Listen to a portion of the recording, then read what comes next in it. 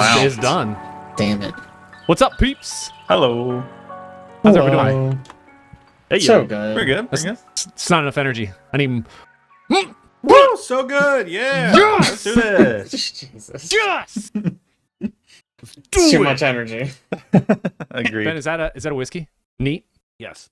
All right. Is Here's that a what whiskey? Neat. I want from now on for us to start, maybe not start the podcast, but I want for you to have a segment in the podcast where you just give us a short rating of the whiskey you're currently drinking, because I know they're never the same. They're often the same. I don't drink Shut the up. good whiskey. Wow. First. Excuse me. Wow. Shut I down can. You want me to start- immediately. Listen, This do is you not want, worth a good whiskey. Listen, I'm going to need you to hold tell on. Liz do you that want it's a important whiskey for the... segment? Because Yeah. I will go buck wild on a whiskey segment. I think it's important that you tell Liz that you need to spend a lot more money on whiskey so that you can have a unique whiskey for every single podcast episode that we do. A unique one. And then write it off on your taxes because it's for Yeah. your business. Yeah. That makes sense to me. Wait, hold on. Did we make money from this? We will after you do a whiskey section. That's Oh, right. that's how we get them. We're a 100 non-profit. 195 episodes in. 196th, Ben starts his whiskey ratings, and we're just... that's where it's at. Yeah, skyrockets. I did have a dream the today- other night that freaking no. Moist Critical shouted out our podcast for some reason, and then we got super popular. Wow. Oh, man. That's a good dream. that would do it. That's a good dream. That's a good dream. Yeah. Well, today it's monkey wait. shoulder. Oh, You I'm can't sorry. talk about it yet. We're not in the middle of the podcast, man. We haven't even said Fucking hello. damn What are you it. doing? Kick him off. Kick him sorry. off. Kick him Like off. he's He's new done. to this or something. done. Gosh. It's never done this before. Hey, everybody. Welcome back to the Forecast, a bi-weekly podcast about everything games, film, and news. I'm Aaron Juno. I'm Alex Goslin. I'm Ben Diaz. I'm Caleb Juno. And I'm Jake Fetterkyle. On today's episode, number 195, Catan dusts off an old title that's finally coming to life this summer. Take-Two is not unfamiliar with layoffs and changes. And Escape the Tarkov dev team is in hot water with players at a really, really bad time. Plus, Dragon's Dogma sales outpace Final Fantasy. Alan Wake, quote, isn't profitable. And of course, we've been playing games. If you'd like to know more about what we do, you can follow us on our social channels. You can check out our website, we'rethehorizon.com, where we have a ton of original content for you to browse through, including our multi-arc Starfinder adventure, the Discordant Signal. Additionally, everything we talk about is in our cast notes, which is pushed out to whatever podcasting app you are using. Podcast time, guys. Yeah. Yeah, it's you know what it's time for? It's time for Chad's Community Conversation Primer, hosted by Caleb, a.k.a. CCCP HBC. You could just leave it at CCCP and call it Caleb's Community Conversation Primer. Oh, that was you know? dumb. I don't like that. I want it to have to be hosted by, because it's always got to be Chad's Community Conversation Primer. Okay. Well, since Chad's not hosting this time, we don't have a write-in answer. We just have me choosing one. Oh. Yeah. Oh. So here's your prompt. This is kind of a double pronged prompt. Oh. First, what's your favorite soundtrack from TV or film? Soundtrack, score, etc. But not video TV games, or so. film? The second one is video games. I see. We've split it out. The second Okay, prong good. is video I was going to games. say I don't have. Because I feel like if I say both, everyone's going to choose a video game. Pick a video game. That's Yeah. fair. I don't know what you're talking about. Man, I all don't right. watch Well, I'm going to go ahead TV. and say my video game one first, because that's just start pretty with much a the video game no-brainer. one. Yeah, let's do that one It's first. Hollow Get Knight. Yeah, the Hollow Hollow Knight. Knight. Yep. Mhm. It's number one. I don't know anything that can beat it. There's some very close ones, but I don't There's think some anything can close beat ones. that. That's not my favorite, but also I've only played about an hour's worth of Hollow Knight. Oh My- my gosh, Ben. My Spotify day list today had a bunch of video game soundtracks, and it popped up a song from Beacon Pines. I've talked about Beacon Pines before, but man, that soundtrack is so good. I listened to the whole thing today Is after that- hearing the one song. Is that Dipper Pines' brother or? Yeah. You got it. Okay, I was cool. going to say my video game pick is probably Bastion. Bastion's a That's good one, good man. one. Bastion's Yeah. a really good choice. Bastion's the only video game soundtrack that I have a full copy of it saved to my phone and I listen to on a regular basis. Excellent. Wow. Yeah, I Do don't have we? any Are we TV or talking movie one. original score or does licensed count? I don't know where you're going with this. So, like, okay, Hotline Miami has a banger of a soundtrack, Yeah, but it it's does. all just music that already existed that is in the game. Mm, Does that count, or is that not count? I think no. No. Because otherwise you could be like, it's Rock Band all the way, man. That's a Rock good Band. Yeah, point, wow, true. actually. The best soundtrack. Checkmate.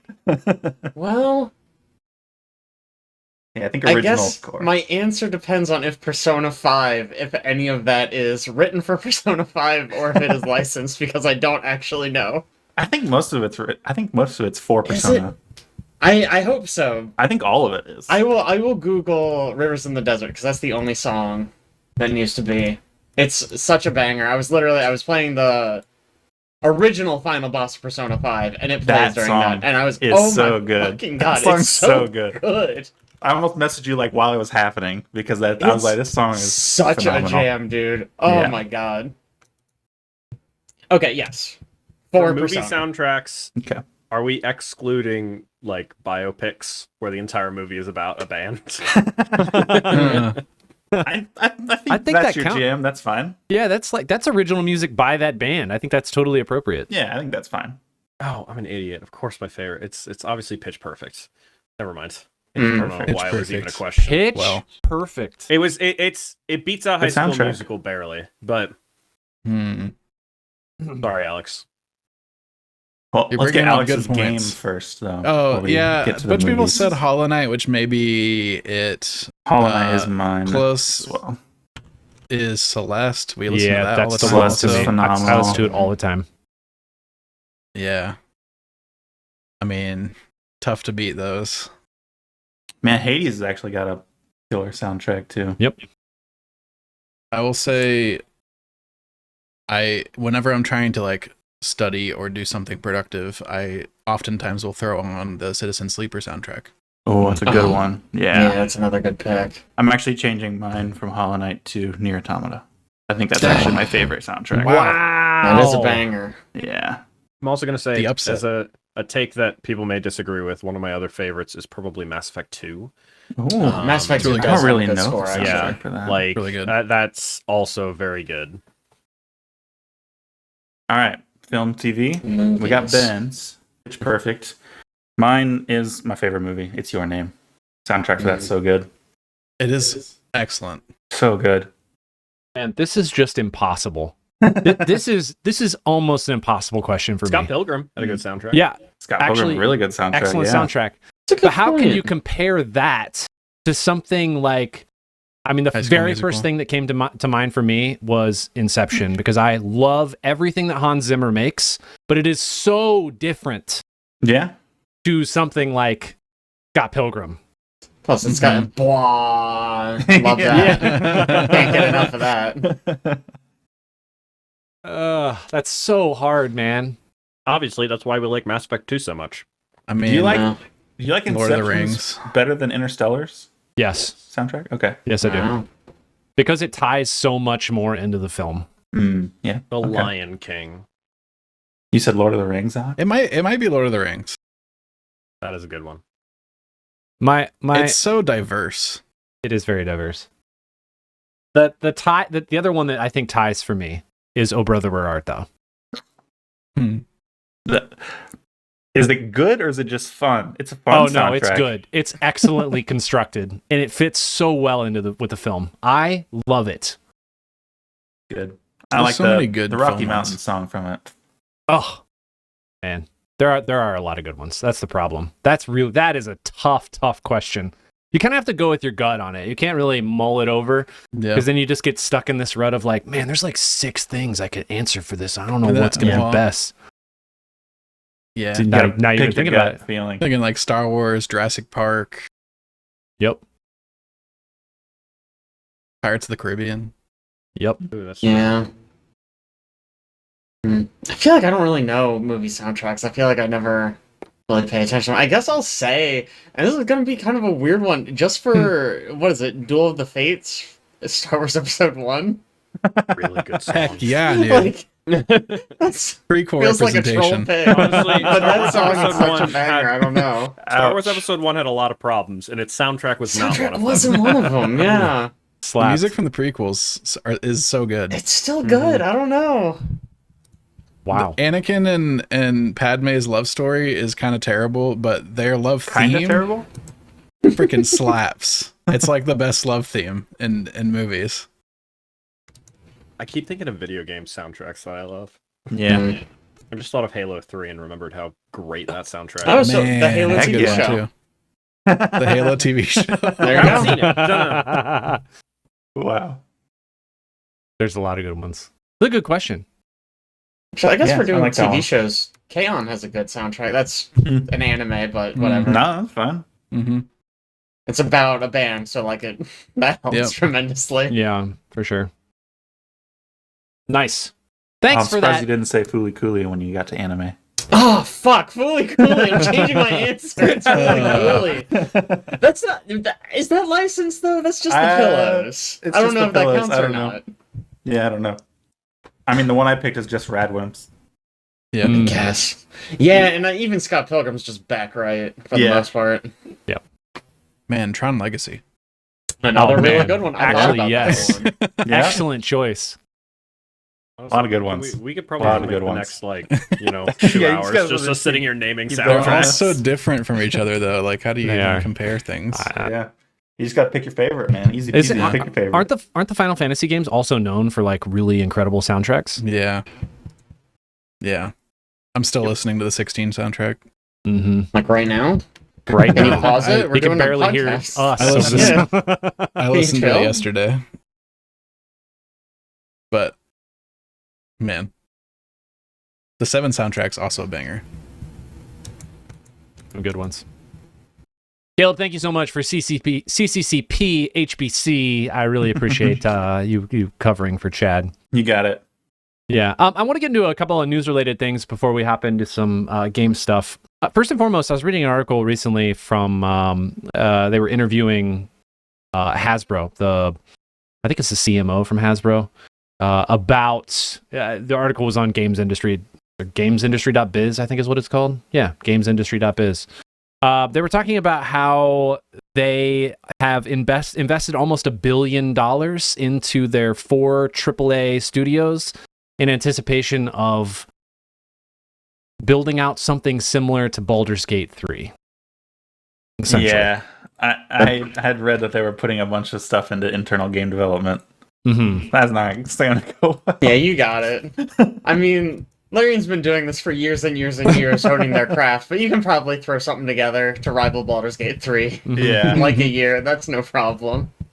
The guy, what is his name? Ayub, Dan Ayub, who's the head of game studios and publishing at Wizards of the Coast.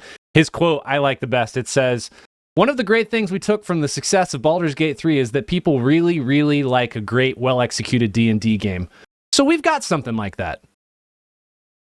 Something Okay, like that. something like that. Something like that. Okay.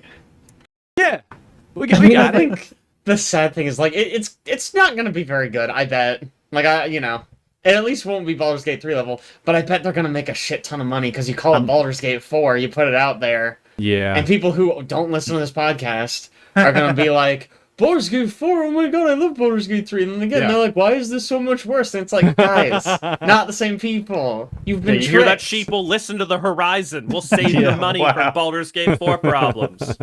I bet there's something like that. They're just going to remaster Baldur's Gate and Baldur's Gate 2. Oh man, Oh, that's People not are going a to bad play it idea. and be like, it's not Baldur's Gate 3, anything like Baldur's Gate 3. Yeah. Weird. But at least Baldur's Gate 1 and 2, they're not gonna mess up like the writing. That's true. You know? That's Like, true. maybe at least we got that. they. So one of the first questions they Before were they talking to announced, them we about. completely rewrote the game. Yeah. One of the first questions they were asking him, like, why is this so important to Hasbro? And the studio's head was just like, well, video games are an integral part of Hasbro's strategy going into the next 100 years. And we have to make sure that everything comes out is top quality, authentic, and something we can build upon. 100 years, dude. Wow, That was a dude. mistype, right? They meant 10. Nope. Right. You 100%. You 100 can years. just say Baldur's Gate 3 sold 10 billion copies and we like to make money. Yeah. Like, you're allowed to say that. I don't know. I didn't realize video games were important until now, and then now they're really important for the next 100 years. What a freaking corporate thing to say, too. Yeah. Not just like, oh, Baldur's Gate 3 sold really well, so we want to capitalize on that success, what everyone's talking about. Nope, this is so important, we're going to do it for 100 years. It's like, okay. Maybe just, like, think about things before you say them. I don't know. Why think about them? Yeah, It's more just say fun. 'em. Whatever. Anyway, I just thought that was a fun article. $1 billion though, so maybe something can come out of it. There's no way it's going to be anywhere Something's gonna near. come out of it. Yeah, Well, here's whether the we thing. wanted to or not. You say that, but we've also had IPs that have been developing for years and years and years, only to be canceled because they're stuck or they have like a bad beta or something that just everybody just hates it, just dunks That's on true. the game, and then they stop developing it. Yeah. They haven't said a developer, right? They have not. Or Ooh, is it just gonna who be would be internal? a good developer? I think they're If we spending had it to on pick. internal They're development. gonna I do think it it is internal. Mhm. Yeah. That's crazy. That's so brave. I would give it to Obsidian. Obsidian would be a really good pick. You could give it to Owlcat. Owlcat. If They'd do okay. Owlcat had a big enough Yeah. budget, Yeah. they could hit above their weight class. I think Yeah. they'd be. Because I mean, the Pathfinder games are good. They're just always rough around the edges, and I think it's Mhm. because partially it's I don't know. Yeah. Maybe they're just not as experienced as Larian. Jesus, what They're did I definitely say? not as good right now. Yeah, but like I don't know. Is that because they've only made 2 games, whereas Larian's literally made like 10? They made the in this Warhammer genre? one as well, and that They did. Yeah, they You're right. did. So 3 Yeah. is a at least. similar situation from what I've read. It's Yeah. people seem like it's good, but it's just rough. Yeah. Mhm. I mean, I This- love Wrath of the Righteous was really good. They're Hmm. the last Pathfinder game Owlcat made. Mm-hmm. This does look like they have. It says their current AAA studios include North Carolina-based studio Atomic Arcade, which is developing a G.I. Joe Snake Eyes game. Oh yeah, Heck that's that'll land. A huge following. Invoke Studios, which is working on another title anchored in the Dungeons and Dragons universe, and Skeleton Key, a Texas-based studio. Oh no, Skeleton Key and a Texas-based studio, Archetype Entertainment. The latter of which is developing a brand new IP starring Matthew McConaughey called Exodus, which draws inspiration from both Mass Effect and Knights of the Old Republic. Right? Didn't he come out on a stage and be like, "Yeah, I'm in a game"? And Yeah. walked I off. do Yeah, remember that did happen. Was Yeah, for sure, for sure.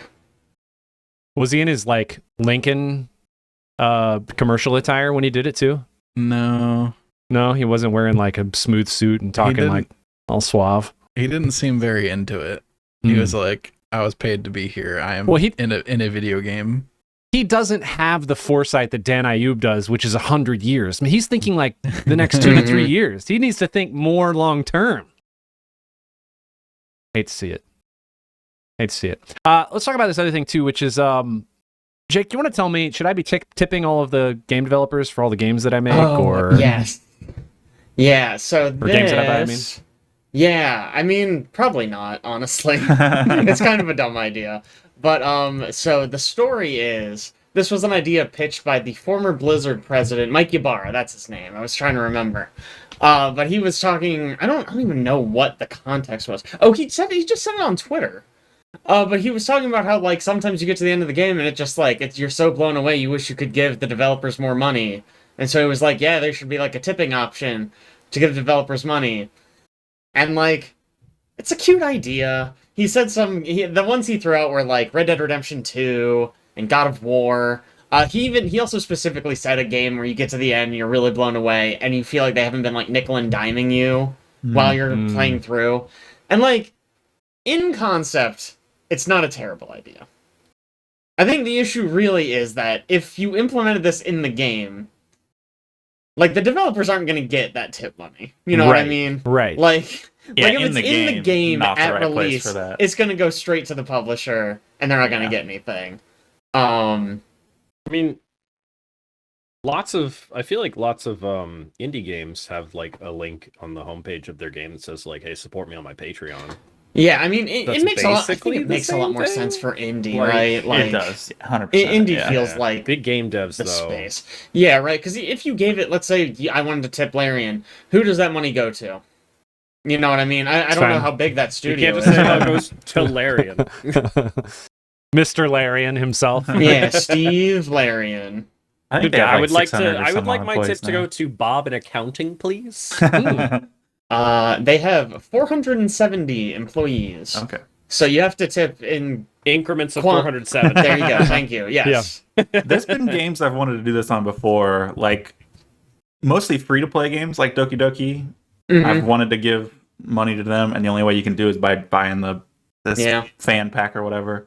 Yeah. I'm like, that's a good way of doing it, I suppose. Yeah, I feel like a lot of free games or really cheap games like that will have just hey, here's some wallpapers or whatever, but you support, this 3-man team. Actually, I think Slay the Princess that came out last year. I think they have the same thing where you can buy for the soundtrack and some backgrounds. And it's like you're not really getting much, but it's really pitched as like a support the developer pack. Yep. Right. I feel like that makes a lot more sense for the indie developers too, right? Because they're not expecting to sell a ton of games. They're Right. like, and for people who love their games, it's really refreshing and probably boosting to their morale if they're like, what else can I buy from you? I freaking love everything Yeah. you've made. Right. Mhm. Yeah, I mean, I definitely Doki Doki is exactly. I finished that game. I was like, "What can I buy that this man Yes. has made? Like, let me give him just a little bit more." That was crazy, Yeah. and I literally got it for free. Like, this doesn't feel right. I want to give him something. Hollow Knight, I'd like to give more money to Team Hollow Cherry. Knight. I Yeah, still why is cannot that believe game $20? So cheap. Doesn't make any fucking 15. sense. It's 15 bucks. 15, yeah. Gosh. Whatever, man. Team Cherry, please, please. One thing in board games I want to talk about real quick before we move on to video games is I was reading an interesting article about Catan. Obviously one of the biggest board game developers, Catan GM. I don't even know what the name of the company is. Catan something is the name of Klaus Tuber's company. Rest in peace. His son has dusted off plans that they had from a long time ago to develop a game that they started developing during COVID and now is supposed to be landing this summer that's going to be called Catan New Energies. And the whole premise of the game is that it's like a normal Catan where you're sort of building out your towns and your cities and your roads and you're collecting resources from things. But in this version, you build power plants to generate energy. And those power plants can either let me tell you about them. Those power plants can either be fossil fuel based or they can be clean energy based. And then based on how you collect things, if you choose like a fossil fuel one, you can collect things much, much faster, but you also generate pollution. If you build clean energy power plants, you collect things slower, but you don't generate pollution. And the game has like an overarching, emerging climate system where if too much pollution is produced, then catastrophic failure will happen to the entire place, to all of the players. So like there will be a giant flood that wipes out a bunch of the board, or there'd be some just catastrophic event that's related to just overall climate change in the game. Interesting. Yes. It's a very strange take on I was going to say beloved game like Catan, I guess for some people, beloved. Controversial maybe. But interesting. It's I think maybe coming out at a time where people are more thinking about just in general climate change. So maybe that's why they're like, hey, we can piggyback on this and maybe sell some extra stuff. I don't know. The way you described it, I'm worried that the way to win is to just build fossil fuel plants and expect no one else to do it so that there's no disasters. Heck yeah. I mean, wouldn't that be poetry? Yeah. Yep. That probably Life would be. imitates art. Whatever. You Art just do, imitates at life. the start of the game, you're like, listen, I'm building fossil fuel. Yeah. If you guys don't want to destroy the whole world, don't do it. You I'm better doing not. it, though. We'll go down together if you want to, but I'm doing it. We'll go down to death together and I will have more resources. I know too many Because people I who started call first. that bluff, including myself. Yeah, it's got to be one of those where like ultimately everyone just does it, you know, Yeah. and then you just deal with it later. Yeah, deal with the Because like if you let consequences. just one person do it, they win the game. Yeah, I feel like there's you got to know? be some other incentive to using the clean energy. What other if- than just the world what if doesn't the- blow up. What if the game's balanced so that the fossil fuels are just better all the time? and it's actually just propaganda against clean energy. Oh no! It's like, look at this. Clean energy sucks, man. I highly doubt that. It's from a German developer. I think it's probably going to be really focused on clean energy. But that would be really funny. Oh, man. Anyway, that lands, I think, this summer. So I will probably pick that up and try it out.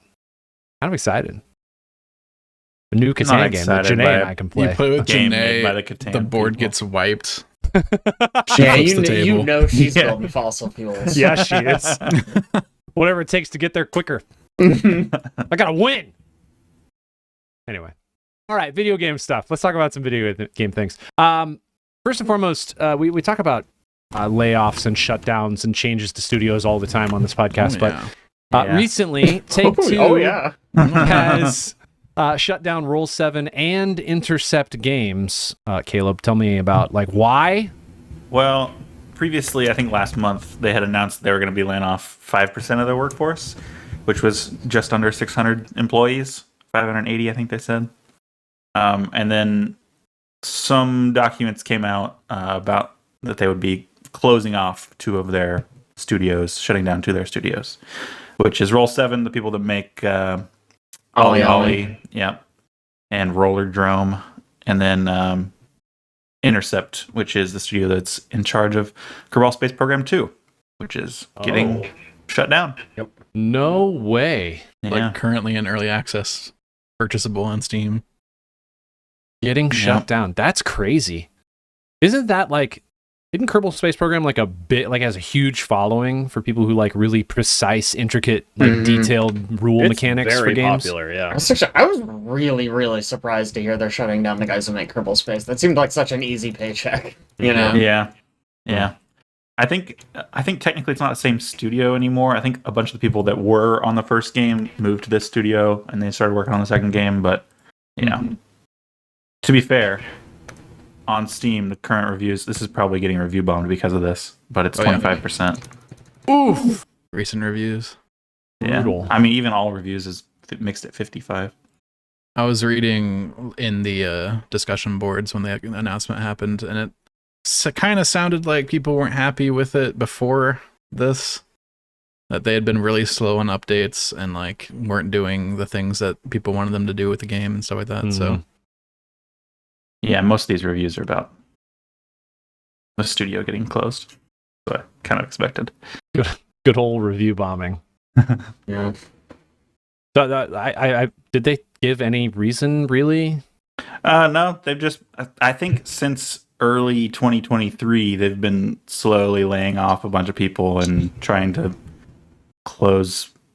not close studios necessarily, but Consolidate. Yeah, consolidate's a good description. Close studios, though. I mean, yeah, that's what they're actually doing. That's what it means. Yeah. By the way, I don't think we said this, but Roll 7 also made Not a Hero, which I know a lot of us here really enjoyed. Yep. I really like Roller Drome. Roller Drome's really cool. And it's not something that it's unique. It's not something that people, I guess Ollie World's pretty unique too. Yeah. Roller Drome did doing very well, right? Was that the one where you were you rolled around on roller skates and you had a gun? Yeah. And you shot while you were in the air? Was it bullet time?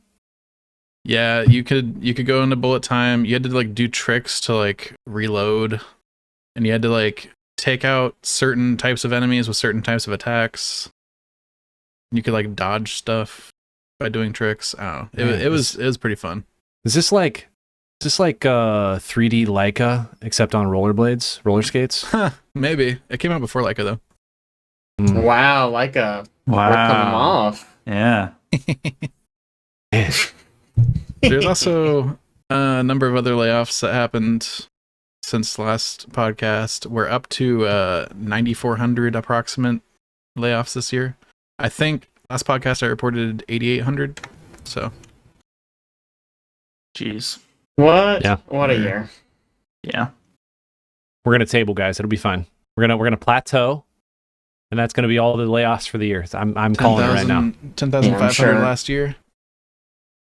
I'm gonna guess 10,282 layoffs. That's my plan for this year. We're not gonna pass last year, huh? That's what you're thinking. A very bold underestimation. Yeah.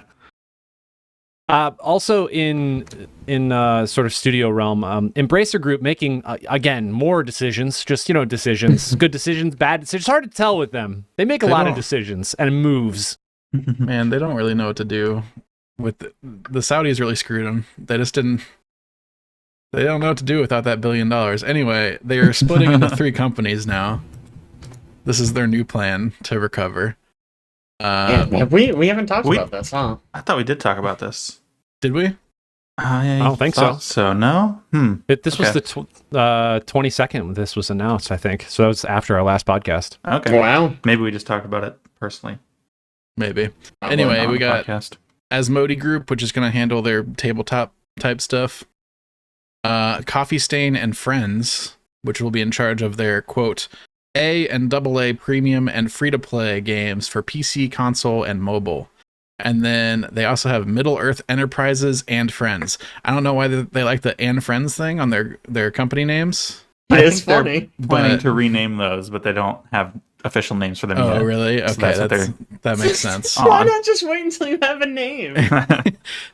That will be because, of course, they own the rights to Lord of the Rings. Like, all of the rights to Lord of the Rings for some reason. They just bought those. Yeah, why not? Well, the Saudis were going to pay them back for it, Alex. It made sense at the time, probably. So that will be their powerhouse AAA game development and publishing for PC and console. And also they have the Tomb Raider franchise in there. Lord of the Rings and Tomb Raider. So I don't know how that helps them splitting into 3 companies. Maybe this allows them to do since they're diversified, maybe they can do more fundraising, like some Series B or Series C fundraising and get some more money. Maybe. Or maybe they're just like, these are the parts of the company that suck. Those companies are going to die, and then this one will succeed. Maybe. Yeah. I don't know. I'm not like an expert on this kind of thing, but what I have been given to understand is that it seems like they're sort of moving the liability around. So one particular branch seems to be assuming a lot of the debt of some of the other parts. So it seems like, and I don't know, I'm not a business guy, but my understanding of it, from what I kind of looked at this a little bit, was that to me, it seemed almost like they were setting up, okay, this one is going to tank. This is the one that we're going to put all the debt on, and then it's probably just going to go bankrupt, but then all the other parts maybe will be okay. Interesting. I don't know if that's how anything works, but the little bit I have heard about this, that is the impression that I got. That sounds correct. I'll take it. I think that's a valid answer. It at least explains why would you even bother with all these smoke and mirrors? Mm-hmm. Because it's like, what could you gain from this? Yeah. I don't know. Money. That's the goal. Got to raise some more money. It is usually money. Yeah. You know who else it's money for? That is Escape from Tarkov. That's who it's money for. They need some moolah right now. And what I find funny is that this, which we'll get into a second of the DLC, this comes in a very, very bad time for Escape from Tarkov because a rival game just launched, The Gray Zone, and they've had over 400,000 copies purchased in the last 2 days. So maybe a bad time to decide to launch a DLC at a particular price point. Jake? Yeah. So Escape from Tarkov. For anyone who doesn't know, it's an extraction shooter. It's been fairly popular recently. But basically what they did, I'm trying to find the exact price point. Here it is. So they just announced a new $250 version of the game that has PvE, as well as some other new gear and stuff that some people have called pay to win. I don't know enough about the game to really comment on that, but I'll assume that they're correct. But the reason, obviously that's a ridiculous thing to ask for. $250 for a video game is crazy. But the other thing that people are kind of getting upset about is there is an old version of the game that was $150. That was Escape from Tarkov plus all future DLC. Mm-hmm. And that version does not include this $250 content. Oh no, That's weird. It's a choice. Not cool. That is a Yeah. choice. Yeah. People called him out, and I think he's the CEO came out and said no, you guys aren't getting it. DLC is something we add to the game. This is a new game mode. So it's not DLC. It's different. It's a different thing, guys. You're all dumb, and it makes sense actually that we're doing this. How? To be fair, he has had to back down, I think 2 or 3 times now. So now everyone who bought that $150 version is going to get this new content. Yeah, initially he was like, okay, fine. Everyone who has the old version gets a 70% discount on the new stuff, and people were still like, no, that wasn't the deal, my guy. We bought this because you said everything else would be paid for. Yep. And then eventually he was like, okay, fine. Everyone can just have it. Whatever.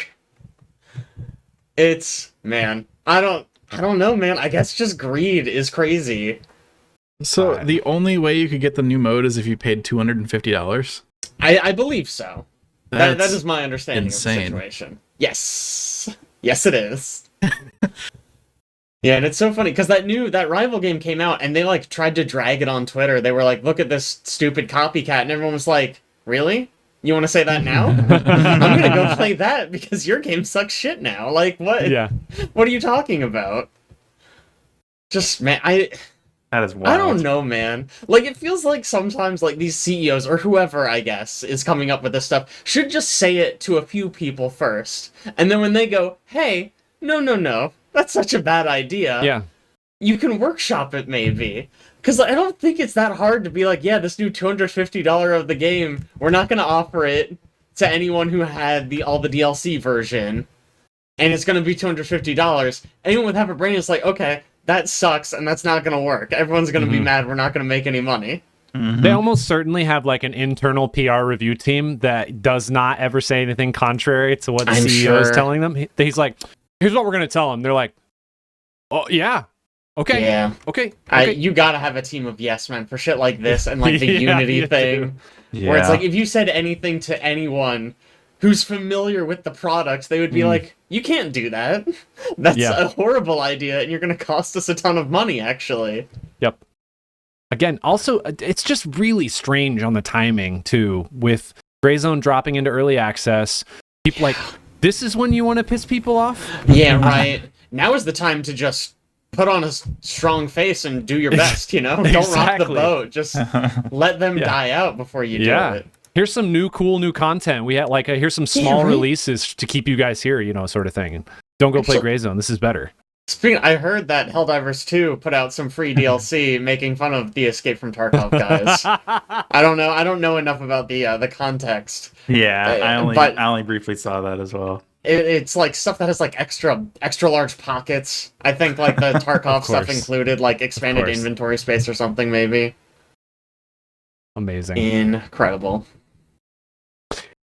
In other news, in games that make money but apparently not enough, Alan Wake 2 not profitable. How is this possible, Caleb? Yeah, it's been 6 months since release, and they still have not. It has not reached back the budget for what it costs. Granted, it costs a lot of money for them to make that game. I've seen that game. That looks like an expensive game. Yeah. I think primarily they haven't sold well for a couple reasons.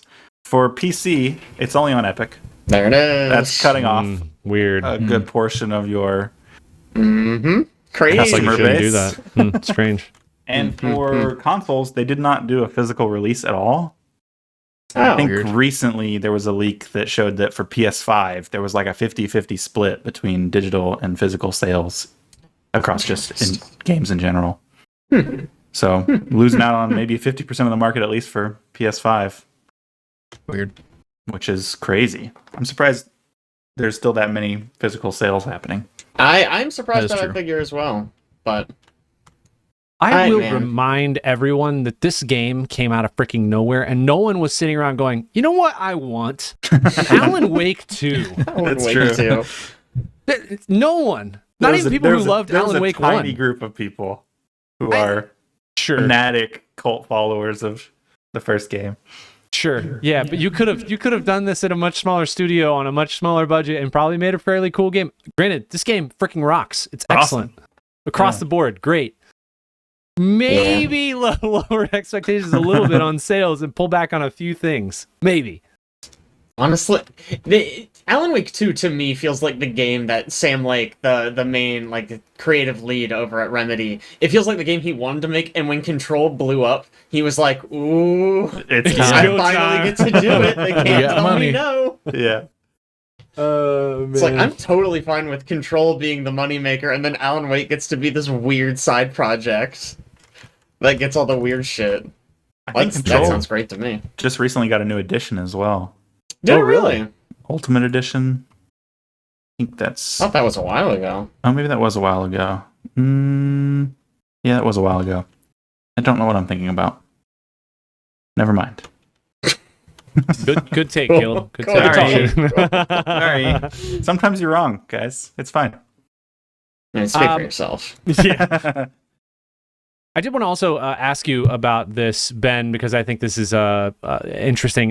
The no BlizzCon happening this year. Blizzard has decided, maybe not. No, not happening this year. Why? Apparently. Well, you're leading me on like you have some interesting quote, because the quotes I have are not as interesting. No, I just really, I figured with the success of, the games that they make, the just overwhelming success of the games they make, they would definitely be doing a BlizzCon. No, they are not. They Weird. are. They have announced that instead they plan to launch multiple global in-person events for Warcraft's 30th anniversary, which is a thing that they're doing this year. And they said, our hope is that these experiences, alongside several live-streamed industry events where we'll keep you up to date, will capture the essence of what makes Blizzard community so special. So basically, they're going to have a couple Warcraft events, it sounds like, and do some live streams instead. Is that what you were looking for, Aaron? Well, no, I'm just, just pulling at strings, just seeing what you had. And I'm really surprised. I feel like BlizzCon BlizzCon is a huge, like, I hear like things coming out of that every year. I'm kind of surprised that they cancel it. It's not like E3 where it was kind of like slowly getting worse and dying. Like it's as far as I know, it's continued to be pretty big. I'm just surprised with the success of Overwatch 2 and Diablo I know, 4. right? They fucking crushed it, right? People like. Okay, that was one. I mean, Diablo 4 probably still made money, and Diablo Immortal definitely made a lot of money. The Diablo 4, also that was made like a ton of money. It did. Wasn't Diablo 4 like that last Epoch ripoff? Wow. Yeah, you got it. You got it. Got it. Nailed it. It's interesting that they say, rest assured that we're just as excited as ever to bring BlizzCon back in future years. Why would you? Yeah, like why would you cancel it and think you're gonna bring They it back? do say, and I don't have the numbers on this, they did say this isn't the first time we're skipping BlizzCon or trying something new. Sure. Yeah, there was a global pandemic a few years ago, and they had to make some changes. Like, but the thing is, there's not a global pandemic right now, so why did you cancel it? You can't just say, "Oh, we're not feeling it." Like, what does that mean? Yeah. Very strange. I don't know. Mm-hmm. Man. While these events are distinct from BlizzCon, we're harnessing all of our creativity and imagination to ensure they carry the same spirit of celebration and togetherness. Wow. Those live streams gotta Yeah. make sure the spirit of togetherness. Yes. Alex, last but not least in video games, talk to me about whatever the heck this is. Dragon's Dogma 2 path tracing. You don't know? Weirdly You enough. call yourself a gamer. Yeah. Embarrassing. First of all, I feel like you usually Google whatever you write in there first, so you know I how to did. transition. I definitely Googled it, and I'm But- looking at it, I'm thinking, I don't even... So Okay. there, ray tracing. It's like Cool tech. it's basically like a dumbed down version of path tracing. Like ray tracing is like they take some things and trace some lights to add some more realism to the scene, but a lot of things are still like rasterized, or they have to use tricks for other things because it takes a lot more processing power to literally like trace every single light and every single scene. Yep. And so there's a couple games out that have done full path tracing rendering solutions. And it's usually tech demos like the Quake 2 tech demo, or you've got Cyberpunk that has a path trace setting, or actually Alan Wake 2 has a path tracing setting. But this is just interesting because apparently there is a path trace renderer in Dragon's Dogma 2 that's just not accessible to like normal people unless you go get the mod, because people found it in the game and enabled it with a mod. So it's really interesting because it's not denoised at all, so it's kind of not super usable. Mm-hmm. But they think essentially developers more and more nowadays are making path trace renderers for their games just to use as reference for what a scene should look like. And then they go rasterize lighting and stuff like that to try to match up to what the realistic version should look like. Weird. And I think Funny, that actually. might be what this is like a reference tool. Interesting. It makes the game look so much better. It's crazy. It looks so cool. Is it? That's I'm pretty assuming it's insane. not playable with the mod, or at least maybe not playable at high frame rate or anything. Or on a normal PC. Yeah. So the Digital Foundry video is what I would recommend everybody go watch if you're interested in this. They cover it really well.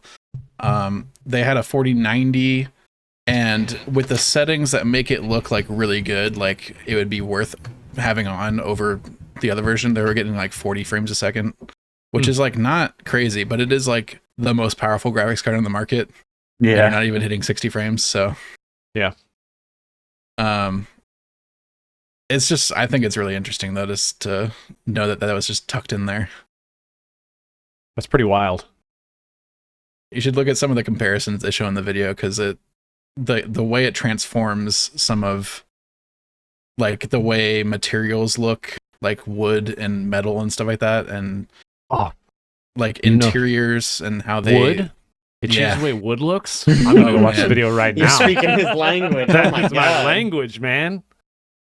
It's really impressive. I'll check it out. Send me that link so I can post it in our notes, or Sure. put it in here so I can post it in the notes. Okay, you know what it's time for, guys? I don't. WHYBPL. Oh, WHYBPL. WHYBPL? I probably could have WHYBPL. guessed that. You Alex, probably should have. you're up. What have you been playing, bud? Yeah, I've been playing mostly Overwatch 2. Oh. I don't Never know heard if you've of it. heard of it. You It's can a say cool I haven't game. been playing anything. I'm gonna skip. Yeah, that's allowed. Adventure.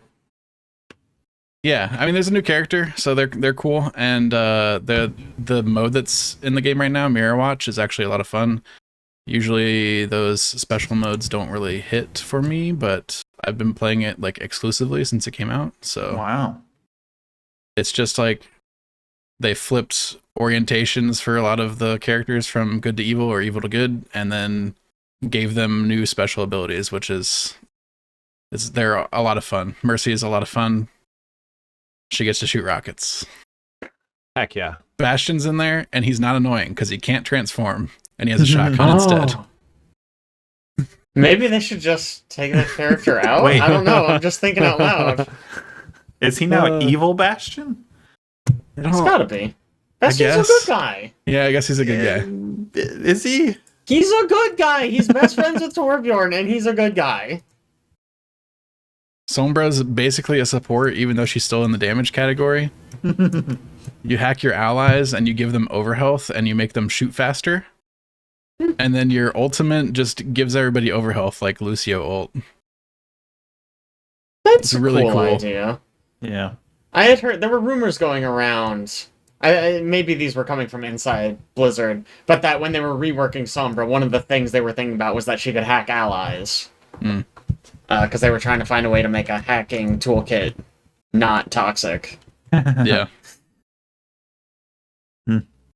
What does Lucio's ult do in response? Lucio's not in the mode. Oh, okay. It's not. Yeah, it's not fuck every him. character. Not all the characters. Oh, Got just it. Lucio's a okay. true neutral, so he doesn't get to be. So basically, they were like, "We're not redoing Lucio, so let's make another character be Lucio." Yeah, of course. Yeah. Makes sense to me. I'll go next. I've been playing two things. First one, of course, I've been playing a little bit more of the Miasma Chronicles. Miasma Chronicles. I think it's Miasma. They say it differently. The characters say it differently in game. I'm sure they Weird do. to me. Mm. I really like this game, but of course, you guys know how much I like the first game from the Bearded Ladies, Mutant Year Zero. I freaking love that game. Played the crap out of it. This game, I think, makes some really good changes. It still lacks some polish in areas where it feels a little bit clunky at times, and it does feel a little bit, it can, depending on how you approach combat, feel a little bit repetitive. You kind of do the same thing in kind of a loop in some areas, kind of depending on what combatants you fight against. But I really like the customizations you can do for the characters. You kind of have 4 different tree directions you can take your companions in. And the glove, which is like the main component of this game, the main guy, Elvis, he wears a glove, and this glove is able to control the miasma. And as he absorbs it, he gains more and more powerful abilities, but those abilities take energy. They call it kilowatts in game, and you have to literally find batteries between combat to be able to use it again. So I think the way the game intends you to use it is to find a difficult combat, use the abilities to make that combat a little bit easier for you, and then fight your way through smaller bouts here and there in order to hopefully pick up a battery by scrounging stuff somewhere. Is that a satisfying loop or a frustrating loop? It's satisfying because the game also has a stealth element. So I now have silencers on 2 of my characters, and I can run around, and as long as I watch the sort of movement paths of the enemies, I can shoot almost entire groupings of enemies and kill them all before I'm noticed. Wow. Yes. And there's this like mechanic in game where a character, I don't know the name of it, but they like essentially become enraged after they kill a certain number of people. Then they have a guaranteed crit where the crit percentage over 100% is equal to the extra damage that they do.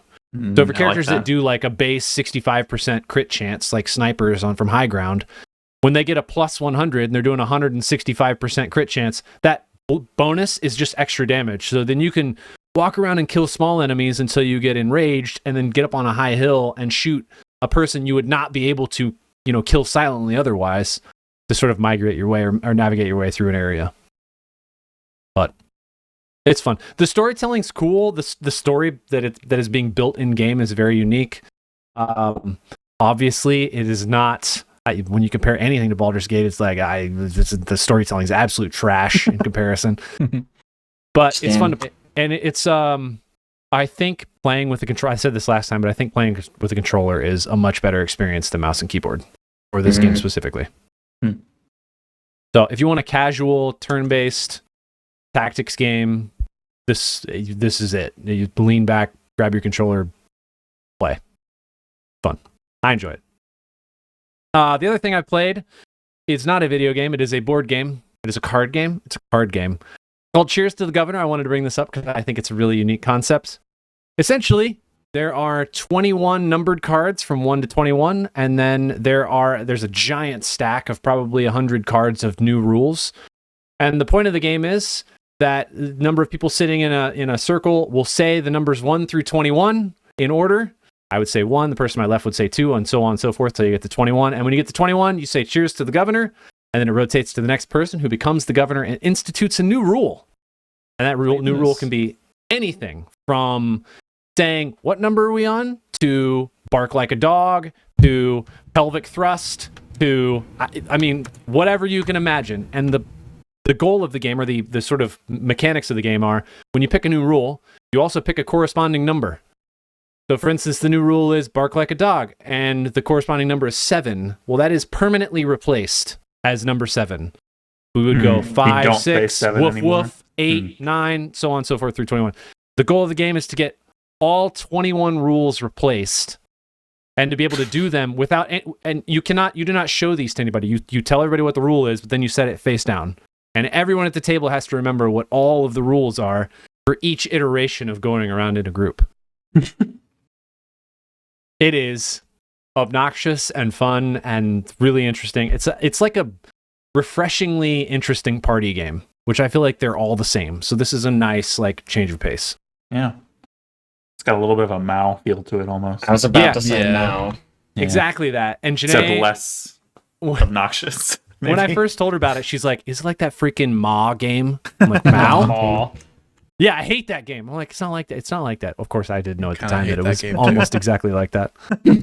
Got her. No, of course not. Yeah, tricked her It's good. completely different. It's fun though. It's fun though. If you guys want a fun, cheap, I think it was like $15 on Amazon. Easy to haul around party game, and it does not take. Honestly, it would be a very good drinking game too, because you could play a version where you don't fail when you mess up the rule, but you have to drink when you mess up a rule. Sure. Yeah, boy, I could get out of That control gets real dangerous. fast. Yeah. So okay, maybe. Sorry if I missed this, but what do you buy? That This is what sounds I was like a game wondering, too. I could play just now with nothing. out loud. You can. Yeah. You're essentially buying. Okay. So there's the game Monikers, right? That's essentially Sure. Fishbowl, except you buy the game to have all of the content.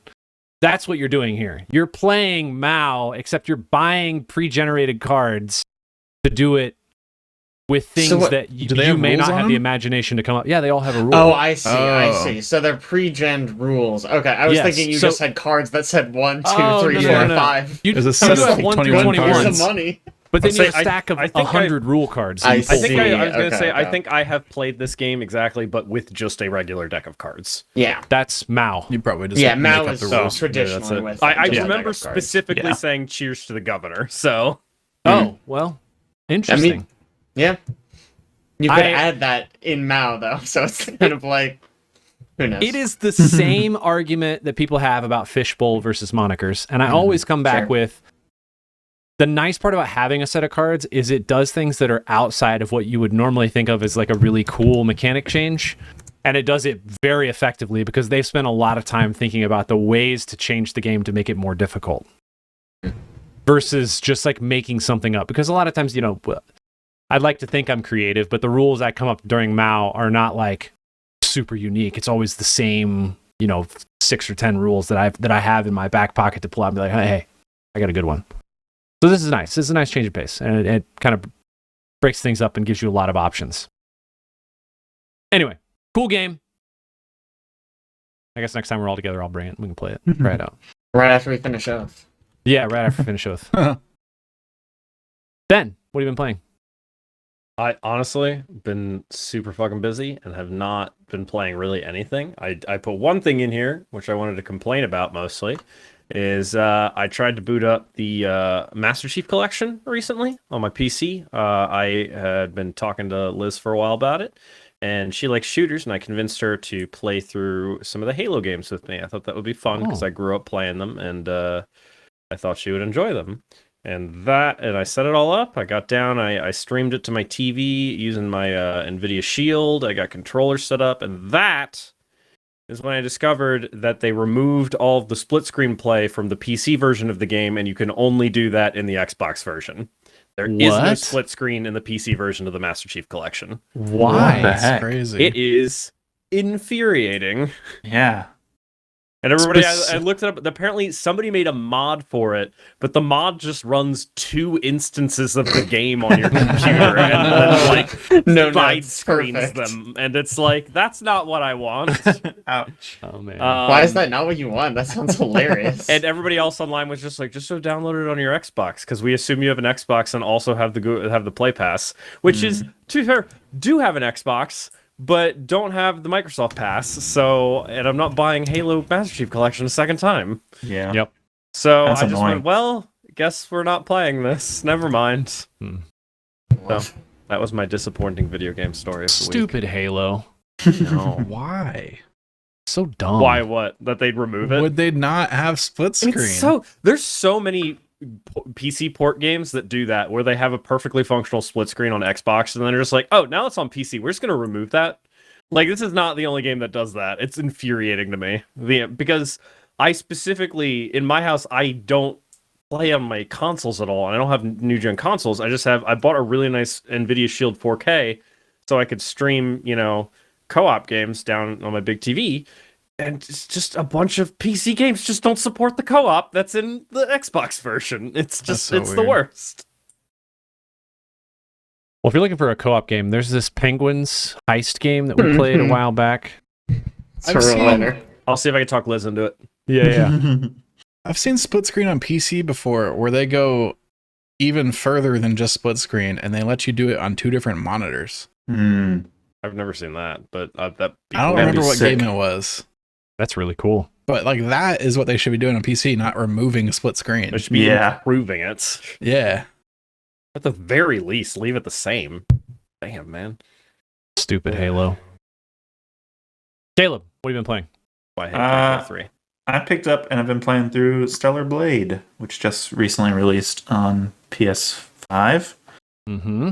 It is a third-person action game. It takes a lot from Nier Automata, which means that the music is excellent. The gameplay is really fun. It is a lot more focused on parrying and dodging in this one, I will say, which makes the combat flow better for me. I personally really enjoy parry-focused games. It's got some excellent art. It's a decent story. It's nothing to write home about, I think, but it's okay.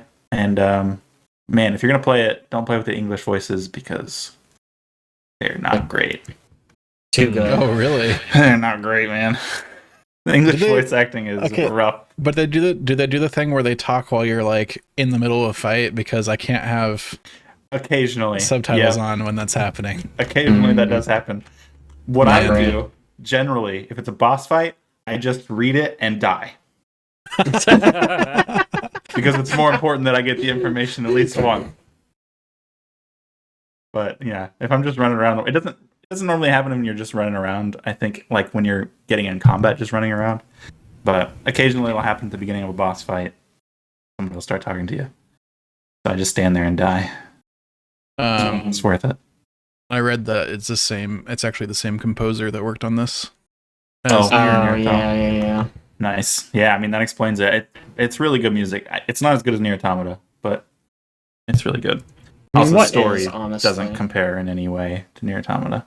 It does have a similar feel a lot of the time, the story, because it's a lot about androids. You play as an android. No way. Not a spoiler. It's a spoiler. Yeah, I've been really enjoying it. The combat's so much fun. I also read there was like some quote from the director from Nier Automata that he thought Stellar Blade was a better game. Yeah, he did. He said that. I think he's pretty self-deprecating in general. Yeah. But yeah, it's not nearly as good. Is Eve gonna be the cosplay that everyone is? Oh my gosh, there's gonna be so many Eve cosplays and so many Lily cosplays. She's like your friend. Yeah, there's gonna be a lot of them. There's a bazillion different outfits in that game that you collect as you go. So there's gonna be a lot of different Eve cosplay outfits to do. There was actually some controversy with that because the developers announced that their game would not be censored anywhere. And I think Sony enforced maybe a little bit of censorship because they had a day one patch that changed a few of the outfits and removed some gore, I think. And there's a lot of complaints about that. Sony's actually accepting refund requests if they list false advertising That's so as ridiculous. Yeah, it's a little absurd. Okay, if you go look at the outfits that people are mad about, the changes are actually so minor. Yeah, they're crazy. Very, very small. But yeah, people are quite up in arms about it. Going back a little bit, there's an IGN interview with both I'm gonna butcher his name probably, Hyung-tae Kim, the director for Stellar Blade, and Taro Yoko, the director for Nier Automata, where they both kind of geeked out about each other's games. Yeah, nice. It's really cute. You could tell this takes that's a condescending, ton but from Nier Automata. yeah. I did hear that they included a evil like stare you down if you don't move her character model for a long period of time. Yeah. Like that's also a thing in Nier. Of course it is. Yeah. Of course it is. Last but not least, Jake. Me. So I've only been playing a handful of things. I finished The Messenger, which I've been playing for a nice. while. That game's so good. Mm-hmm. I did a little research and I figured out why I didn't play it because it came out in, I believe, 2019, which is the same year that Celeste came out. So it was like, oh, it's like an old school pixely platformer. I guess I'll play this, or I could play Celeste. I'm not gonna say I chose wrong. Celeste, I think, is the better game. But The Messenger is really, really good. I think the main thing that I really like about it is that it has a very sort of like meta sense of humor, which I really appreciate. It's constantly just sort of breaking the fourth wall with these little in-jokes and stuff. It's really fun. Actually, I wanted to ask, I think, Caleb, you're the only one who's played A Sea of Stars, but does it have any of that kind of charm in it, or is it mostly just sort of straight? Just a little bit, I think. Just A little bit. Yeah. It's got a lot of charm, but it's not the Sure. same meta. That's fourth wall breaker that's kinda. too bad because I It's love much. that in The Messenger. Yeah. And I played like an hour of Sea of Stars, and it seemed like it was a very straightforward JRPG. It is. Yes, I would say so. But that's fine. And there's not a lot of crossover between the two games. The little bit I had heard, it was like locations have like the same you go to name some of the or same something. locations, and you can Yeah. see things that match up. I I mean, mean, it's different because 2D versus Right, 3D, of course. I mean, yeah. there's a part in The Messenger where you go to like this old temple and there's like a moon symbol and a sun symbol, and like the two main characters in Sea of Stars, that's like their symbols is a sun and a moon. I'm like, oh, okay. Mhm. I already see a little bit. I don't know if that's them or if it's like a cyclical thing. I don't know. But yeah, The Messenger's really good. My one kind of criticism about it, I guess I'll give it two criticisms. The first one is just that damage boosting is a little too easy for anyone who doesn't know what damage boosting is. When you get hit in a game, it'll make you invulnerable for a few frames, so that way you have a chance to like get out of danger. But in this game, there's a lot of like puzzles where you're supposed to like avoid spikes and stuff. And if I had max health, I would just jump in the spikes and run through them. Or try to make the jump, miss, land in the spikes, and then just jump to the goal and be like, well, Yeah. okay. Yep. I remember doing that a lot. Like it. On the one hand, it's kind of cool that I can do that. On the other hand, I definitely skipped a lot of puzzles. Almost by accident, just because like I would mess up and then just try to recover from it and get to the goal and go, well, I mean, I'm not going to die on purpose just to do this again. And then the other complaint I have is that there's a point where the game really opens up. It sort of becomes like more of like a Metroidvania type experience. And I don't think it always conveys what you're supposed to do very well. The biggest example I can think of is I saved this one character and she was like, oh my god, this is so crazy. I gotta go talk to the prophet. And then she disappears. And I go, oh, okay. I know where the prophet is. I'll go talk to the prophet. Go to the prophet. She's not there. I go back to where she was. She's not there. She's on top of a mountain in a completely different map. And I was like, what?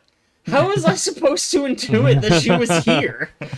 Like, luckily, I was at a point in the game where that was the only place I hadn't, like, solved the thing yet. So I was like, well, maybe she's the answer to that riddle I can't figure out. And it's like, yep, nope, she just went there for no reason. And she just opens up the way. That's fine.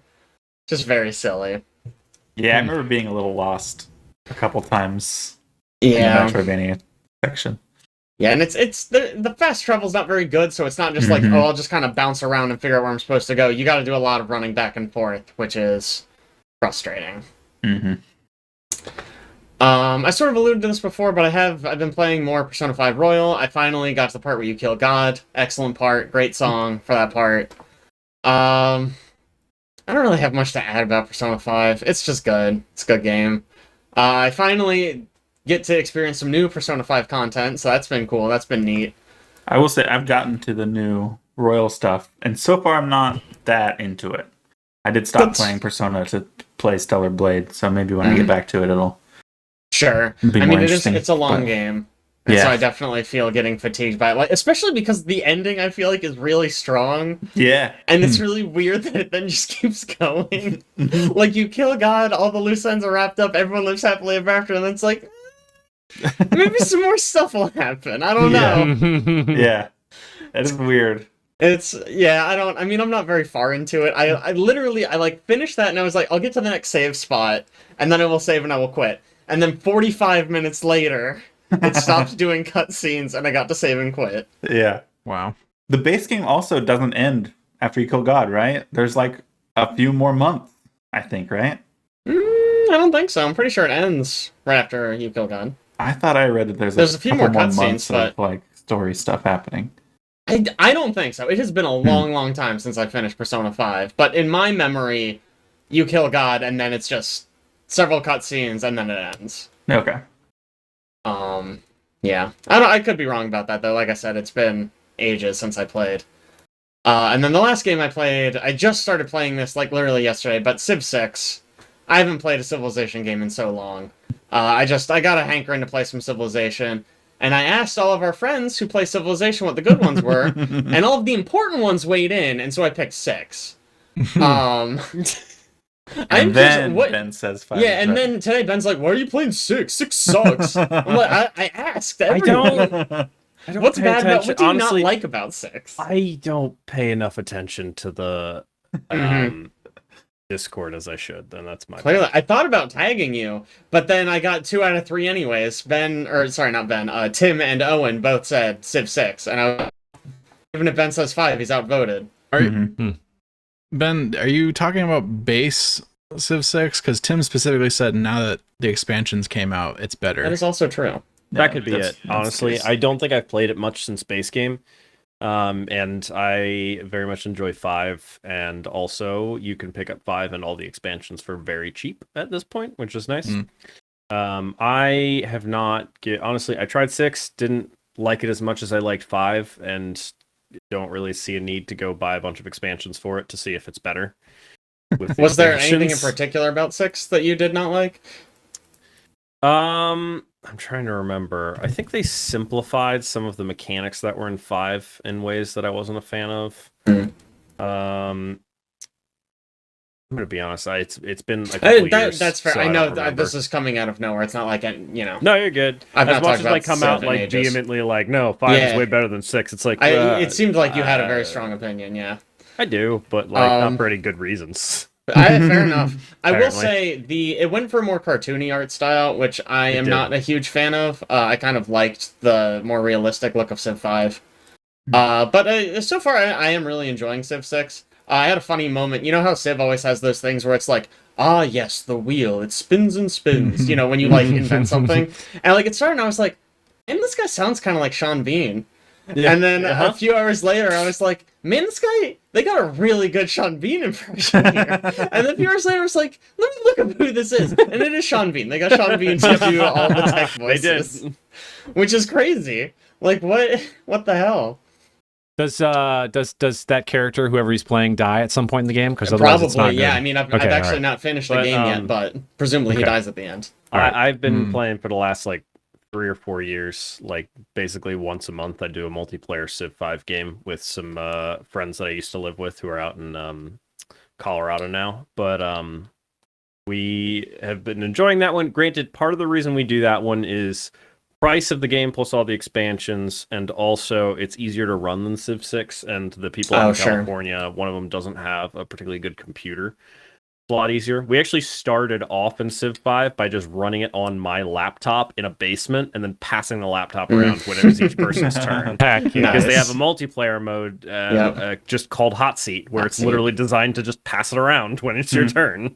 That's so funny. It's such a good idea. Mhm. Like, so simple, so elegant. Yeah, I was in a weird spot where, like, it must have been through a Humble Bundle. I had Civ 6 and all the expansions, because I literally checked my Steam history, like, when did I buy this? And the answer is I didn't. The answer is it must have come from a Humble Bundle. Yeah. But obviously it's already been discussed, and I'm just now finding out about it. But Liz and I both own Civ 6 if you want to do a multiplayer game sometime. I'd be down to try it. I'm still getting my sea legs a little bit. I I don't know. definitely. I thought you were one of the people who was scared of it because they played with Kevin a while back. So Oh Christ! wasn't I mean, sure. just don't. It definitely helps because now with Civ, when you're playing online, everyone takes their turn at the same time. I think, unless you're at war. That is, yes, that is how Okay. the multiplayer mode works generally. Granted, the turn won't finish until everybody's clicked in Right. and said, "I'm done." For sure, which is So still it is an issue. faster, but still Kevin's Yeah. gonna take the Yes. whole timer every time. Oh yeah. We do have Great. that problem with the group sometimes, and we call each other out when it's like, "Why are you taking so long?" And somebody's like, "I've got like 16 armies." We're like, "Why do you have 16 armies? Where are you?" Uh-oh. Wait, are you on my borders? Wait, what's happening? I will say it's funny that Aaron brought up that Catan thing because this actually has a global warming system Oh really? where it literally marks lands that are low. So if sea levels rise, those tiles are going to get flooded. Huh. I haven't reached that point I didn't in know this it did that. game yet, but I like Well, saw yeah, that. you I don't was even like, have oh my electricity God. yet. Yeah, even though the game keeps yelling at me that no cities have electricity. I'm like, I haven't discovered electricity yet. Stop Yeah. spoiling it. Just don't spoil electricity. Yeah, they don't even know what electricity is yet, Sean Bean. See, do I Fucking own... chill out. This game's also on Any- like a super sale right now. Yeah, it's like Oh, yeah, 90% it is. off currently, Yeah. which is Yeah. actually making the concept of me buying a couple expansions way better. Most of the expansions are not on sale. Never mind. I think the ones that are important are Gathering Storm and Rise and Fall are both on Yeah. sale for quite Those a are the lot. big Those are the ones. two. those are the big ones, yeah. Yeah, Yeah. they also Yeah, they're like- added. $5 Sorry, go ahead. each. I might do that. Can you That's pretty stop good. scratching the carpet? They For what it's also worth, added. Alpha Centauri is $2 right now. Just saying. And actually, I Something. think Don't think it's since I co-op. have it probably means Caleb, Aaron, and Alex also own Civ 6 That and all is the correct. expansions. I have it. With Yep. all the expansions. Well, with the Yep. important ones. Nice. Yes, not, a lot of them are just extra Civs. So what I'm and I'm hearing like, is we do a podcast Civ 6 game, huh? Oh, I God. mean, I think you mean a 6 podcast Civ game. honestly, Maybe more. it's not a bad podcast game. You just We have it up in the do- background, you just click on some stuff. Oh, mid podcast? 24-hour stream this year is just a It's full just game of Civ Civ. 6. Heck yeah. The only other thing I wanted to Down. say is one of the expansions also adds natural disasters. Hmm. So I have been. I don't know why I didn't Is that expect not this. the Gathering Storm one? Or is that the Gathering Storm one? I think it is the global warming, but also like natural disasters. Like rivers flood constantly, and I keep getting fucked over by that. Hmm. There's a volcano I put a city next to. Why? I don't know why. I'm surprised Yeah, why would every you time do a volcano erupts, and I go, "Oh no, my city!" Stupid. Yeah, that was a strange But- spot to put a city next to It a does. volcano. I mean, Yeah. it keeps things fresh, right? Where it's like, Mm. oh, my river's flooded. Oh my god, I had this settled like 100 turns ago, and now I need to rethink all these tiles. It's neat. I've That's been cool. enjoying it. Well, we're at the end of the podcast, Jake. I need to know what is the I category did gonna be? decide. I want to do horror games. Oh. Really? Oh, I'm gonna be Sabotage so Ben and Alex. scared. Yeah, you just want to Mhm. make sure Alex and Yeah. Ben don't get a Horror chance to Well, I play. like, someone said it at the start of the podcast. I was like, actually, I do. I know horror games and I like them. That'd be a fun one. Resident Evil. And it's Resident very Evil. flexible. There's a lot of Resident Evil leeway 3. in there. Yeah. Okay. Oh, Resident Evil 4. now that you bring up Resident Evil, I got a thing about Stellar Blade. Oh my gosh. Just we real were fast. done. We were out. I know, but it's cool. There's Every a section, freaking time. There's a section where it takes away your sword, and all you have is a gun for that section, and you're in like a underground area where there's a bunch of zombie-like creatures, and it feels very survival horror-y, and it's really cool. I think it's a super interesting. It makes it feel really fresh for a while. It's really cool. Honestly, it's wild to me that they did that. Like that they were brave Yeah. enough to do that, and that it doesn't suck ass. Yeah, it's That's great. the second I really part. enjoy That's it. impressive. Surprisingly. And the gun's not like particularly good to use. It doesn't feel great, but it's still fun to play that section. Is this a game I should borrow your PlayStation to play? I really like it. Is it worth it? Did you play Nier Automata? No. Play that instead. There you go. We did it. We got there, ladies and You gentlemen. can borrow the PlayStation and play that, and then also play Spider-Man 2, True, you do need to play Spider-Man too. A lot, which is guys. a great game. If I have to do 15 hours every 2 weeks to build a good V gig, I don't have a lot of time. Don't do that. If it doesn't work, just give up on it. No. They text him and say, "Give me a different one." Yeah. I believe. All right. I think that's it for us. We'll be back in 2 weeks, at which point Ben will have played Homeworld 1, Homeworld 2, and Homeworld 3 because it will be out at that point. So Oh, expect wow. some good reviews from him. Ben, you got plenty of free time, right? He's Nope. muted, I think. I don't. Doesn't even want to talk to us anymore. He's He's already done. given I up. said, He's- whoops. I said. I mean, I was gonna play Hollow Knight, but I guess I'll do Homeworld instead. Oh, good yeah, point. No, sure. go back to Hollow I was Knight. gonna play Hollow Knight. Yeah, That's what they all say. You've had a Steam Deck for how long, and how many hours in Hollow Knight have you played? Get out of here! Get out of here! I expect all 3 Homeworld games and Hollow Knight now for the next podcast. Jeez. Commit, man. That's what we need. Dare you? That's what we need on this podcast is commitment. I didn't even have time to play a video game in the last 2 weeks. That's sad. it is. Honestly, it's because Halo sucks. That's the It problem. is You would have 'cause played a Halo video game. sucks. Stupid Halo. One time I tried. Stupid Halo. Anyway, thanks so much for joining us. We'll catch you next time. See ya.